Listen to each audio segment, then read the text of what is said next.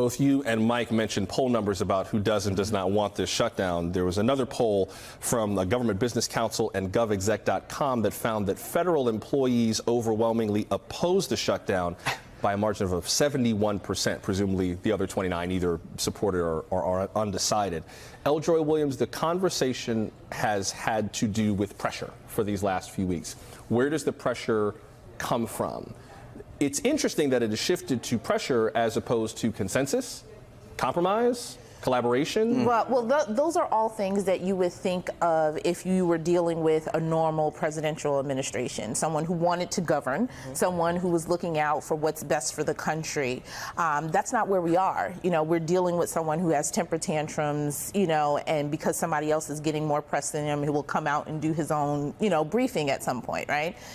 And so he's digging his heels in and listening to the base that is who he governs for.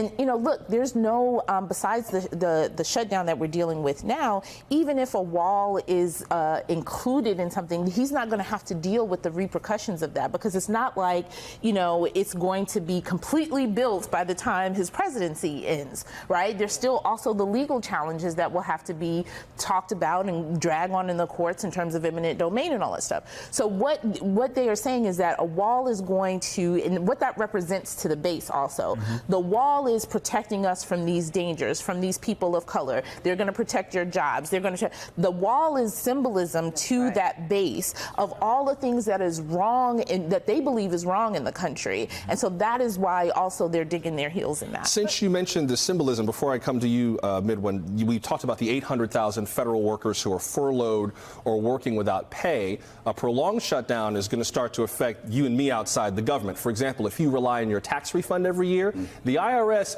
they'll take your money. They'll want it. Right, but they're not giving refunds right now. Or a housing loan. Or housing loans, food stamps. Millions of Americans who rely on food stamps could go hungry if the shutdown drags into next month. SBA loans, Small Business Administration loans, those applications are on hold until the SBA reopens. So, Midwin, I wonder if there is pressure not only on the president's side to make the decision between his base and a pragmatic solution, but also on the Democratic side, because they're not budging either. Nancy Pelosi's response to the wall has been, and I'm paraphrasing, no. End of paragraph.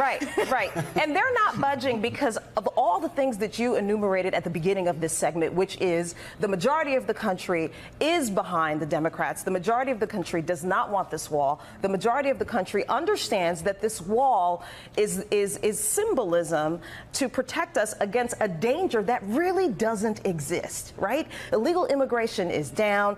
The number of people coming through that border is not higher than the number of people who fly in here and overstay their visas. In other words, other illegal immigrants as well. So I think the majority of the country understands that. But what I think the Democrats understand is that they have nothing to lose by giving, by giving in right now. They understand that the country is behind them. But I'm sorry, do you mean they have nothing to lose by not giving in right That's right, by not giving in. And I think they understand that. And one of the things that I think is the most appalling about this is that Chuck Schumer said after he met with Donald Trump that Donald Trump proposed that this shutdown could go on for weeks, if not years. And Donald Trump acknowledged that. He said, yes, I did in fact say that, which tells me that this is someone who does not care about the American people. He does not care about the 800,000 people who work for the government, as well as the consequences and the ramification. And there's been reporting that he and his administration didn't even realize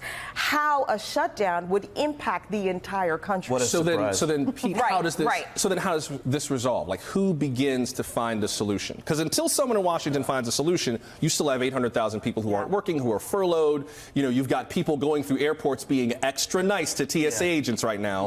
Who begins to fix this? I can't believe you asked me the question. How does this resolve? Because that question, Joshua, is the most important question, and everybody is struggling to answer that, but nobody can answer exactly how this resolves. But I'll take a guess at it.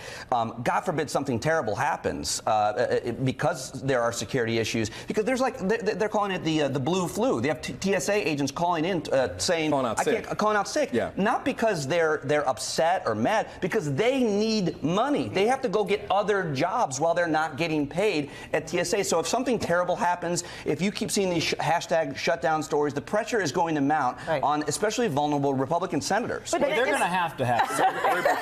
See, I should have asked them. All y'all got to hold the answers for a second. We have to pause. There are no easy answers to this, but this is definitely an issue that Democrats are going to have to think their way through going forward.